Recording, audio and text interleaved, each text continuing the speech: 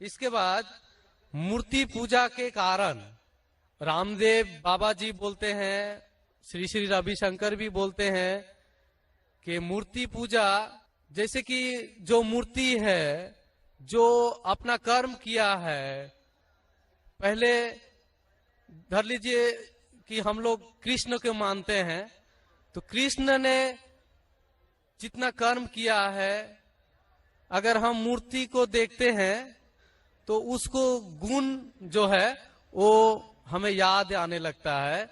तो ये पॉजिटिव बोलते हैं कि मूर्ति को देखने से उसके अंदर में जो अच्छाई गुण था वो हम में जाग जाता है और हम वैसा ही बनना चाहते हैं, अच्छा बनना चाहते हैं। में जाएंगे। जहां तक कि दूसरा सवाल है कि रामदेव बाबा और श्री श्री रविशंकर कहते हैं कि श्री कृष्ण को जब उसकी तस्वीर को देखते हैं, मूर्ति को देखते हैं, जो अच्छे काम किए वो याद आते हैं और आप उनके जैसा बन जाते हैं। ये कह रहे श्री श्री रविशंकर और रामदेव बाबा। आप श्री श्री रविशंकर में मानेंगे या वेद में मानेंगे? वेद कहती है, यजुर्वेद चैप्टर नंबर 32 वर्ष नंबर 3, न तस्त्र प्रतिमा अस्ति, उस ईश्वर की प्रतिमा नहीं।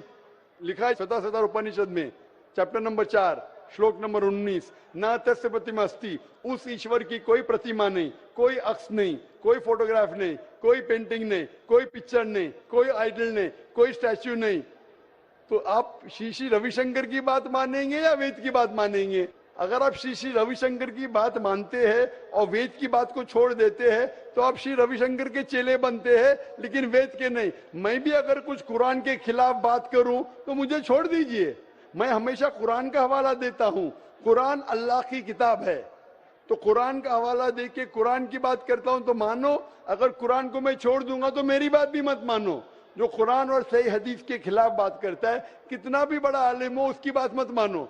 उसी तरीके से मैं जो बात कर रहा हूं वेद की बात कर रहा हूं। तो अगर वेद की बात टकराती है श्री श्री रविशंकर से, रामदेव बाबा से, और मेरा डिबेट हो चुका है श्री श्री रविशंकर के साथ, मेरा डिबेट श्री श्री रविशंकर के साथ हो चुका है बेंगलोर के अंदर। और वो डिबेट देखिए आप, वो डिबेट का मौजू था concept of God in Hinduism and Islam in the light of the scriptures. Means धर्म की जितनी किताबें हैं उनकी रोशनी में खुदा का क्या तस्वुर है इस्लाम और हिंदुइज्म में। और मैंने इतने हवाले दिया वेद के, हिंदू धर्म क्या कहता है। आप वो डिबेट देखिए और आप ही फैसला कीजिए कौन हक के ऊपर है। अपनी मजहबी किताब को नहीं मानते। तो मेरा यही कहना है लोगों से, चाहे मुसलमान हो, जैसा मैंने कहा कि कुरान को समझ के पढ़ो। मैं कहता हूं हिंदुओं से कि आप भी वेद को समझ के पढ़ो। मैं कहता हूं इंडियन गवर्नमेंट से कि संस्कृत कम से कम हिंदुओं के लिए फर्ज करो, तो हिंदू कम से कम संस्कृत पढ़ सकेंगे, अपने मजहब के करीब आएंगे और हिंदू मुस्लिम भी करीब हो जाएंगे। क्योंकि संस्कृत पढ़ेंगे तो आपको पता चलेगा कि आपकी किताब में क्या लिखा है। तो कोई भी पंडित आपको घुमाएगा नहीं। फिर पंडित घुमाएगा तो बोलेंगे तो हवाला दो कोई है। आप समझे ना? बहुत से हिंदू मेरे जो सुनते मुझे अपने पंडित से पूछते कहे मुसलमान है जो ऐसा करता है, बोलते अरे अरे वो मुसलमान को सुनो मत। अरे क्यों नहीं सुनो भाई? मैं अगर हवाला गलत दे रहा हूं तो आप आके पूछ सकते मुझे कि आपने जो हवाला दिया वेद का गलत है। मैं इंसान हूं, गलती कर सकता हूं। आप समझे ना? तो मैं कहता हूं हिंदुओं से कि आप संस्कृत जानो, अपनी वेद पढ़ो। ताला विला कलिमतिन सवाइन बैन बैनकुम, आओ हम उस बात की तरफ जो आप और हम यकसा है, यकसानियत की तरफ आएंगे तो हिंदू मुसलमान एक हो जाएंगे। Hope the answer the question.